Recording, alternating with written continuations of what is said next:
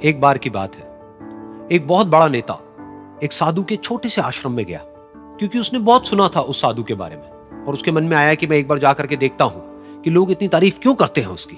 तो जब वो उस आश्रम में गया तो वहां पर एक छोटा सा कमरा था जहां पर एक कालीन बिछा हुआ था। वहां पर कुछ लोग बैठे हुए थे नीचे और साधु जी सामने बैठे हुए थे। कुछ सवाल जवाब चल रहा था। तो जैसे ही वो अंदर गया, वो अकेला नहीं था, उसके साथ में 4 बॉडीगार्ड्स भी थे और उसको ये आदत थी कि जहां पर भी वो जाता था लोग अपनी जगह से खड़े हो जाते थे, उसकी तरफ देखते थे, हाथ जोड़ते थे, अपना सर झुकाते थे।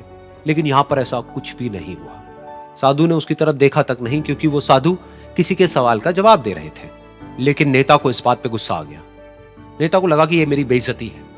तो उस नेता ने साधु की बात को बीच में ही काटते हुए थोड़ा गुस्से से कहा, मैं आपसे कुछ कहना चाहता हूं। साधु ने उसकी तरफ देखा और बोले, आप थोड़ी देर रुकिए, पहले मैं इनके सवाल का जवाब दे लूं, उसके बाद में मैं आपसे बात करूंगा।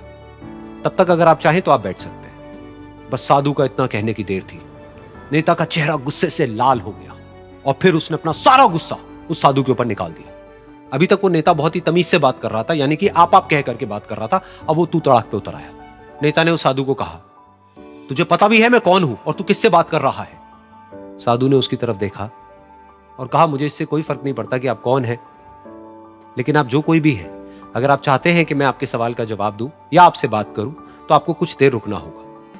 और साधु के ये कहते ही नेता गुस्से से पागल हो गया और वहीं सबके सामने चीखने चिल्लाने लग गया, अब मैं तुझे तेरी असली औकात दिखाऊंगा। तूने मुझसे पंगा लेकर के ठीक नहीं किया है। तुझे पता भी है मैं तेरे बारे में क्या सोचता हूं। साधु ने फिर से उसकी तरफ देखा और बड़े ही प्रेम से कहा कि मुझे इससे कोई फर्क नहीं पड़ता है कि आप मेरे बारे में क्या सोचते हैं।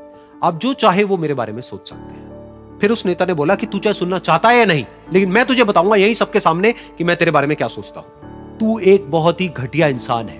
तू कोई साधु नहीं है, तू एक ढोंगी है, पाखंडी है और यहां पर जितने भी लोग बैठे हैं उन सबको बेवकूफ बना रहा है। तेरा बस एक ही मकसद है कि इन लोगों की जेब में जितना भी पैसा है वो सब तेरे पास में आ जाए। तू अपने फायदे के लिए इन लोगों का इस्तेमाल कर रहा है और अब मैं तुझे नहीं छोड़ने वाला। तेरा पर्दाफाश करके रहूंगा पूरी दुनिया के सामने। लेकिन उसके इतना बोलने के बाद भी उस साधु के चेहरे पर हल्की सी मुस्कान बनी ही रही।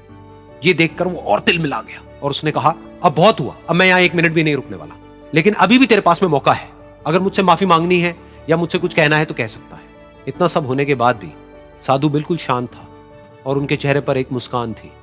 उन्होंने अपनी आंखें बंद कर ली। फिर साधु ने अपनी आंखें खोली, हाथ जोड़े और कहा कि मुझे आपसे कोई गिला शिकवा नहीं है।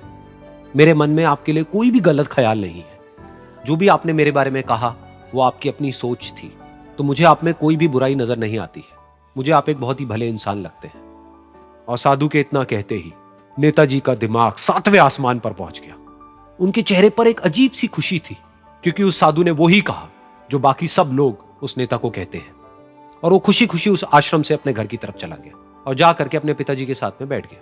उसके पिताजी की आंखें बंद थी और वो ध्यान में थे। पूरी जिंदगी उन्होंने सिर्फ लोगों की सेवा करी और बदले में कुछ भी एक्सपेक्ट नहीं किया।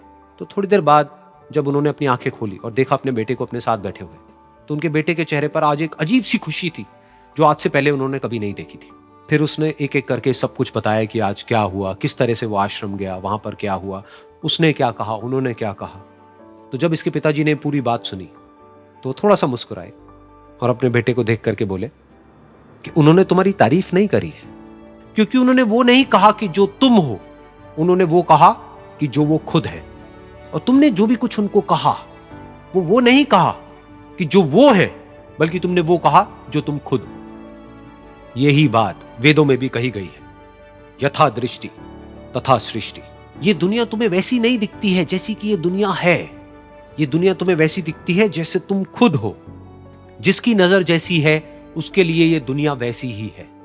तो अगर तुम अपनी दुनिया को बदलना चाहते हो तो उसका सिर्फ एक तरीका है, अपनी नजर को बदलो।